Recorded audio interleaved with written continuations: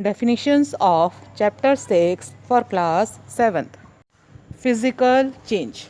Any change in a body or substance that is mostly reversible and which does not involve alteration in chemical composition. Such changes are called physical change. Children, simply you can say the change which involves change in the physical properties and which are mostly reversible are called physical changes. Now in the pics you are seeing the examples: melting of ice, melting of ice cream, and tearing of paper. These are the three examples of physical change. Chemical change.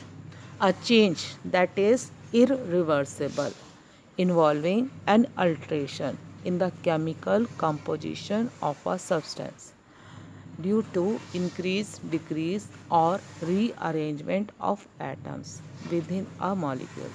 Such changes are called chemical change. Now, in chemical changes, chemical composition of the substances altered or changes and new substances are formed, and these changes are mostly irreversible. For example, burning of paper. Here pic is of burning of paper. On burning paper, ash, smoke, heat and light is produced, and these are from the products we can't get back paper, so these are irreversible. Organic acid. Acids present in natural form in plants and animal bodies. Such acids are called organic acid. These acids we get from the plants, and these are also present in the animal body, like the bee sting. Bee sting has formic acid.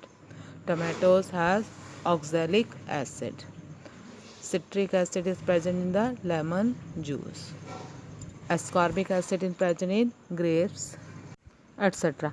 So these acids are edible. Galvanized iron.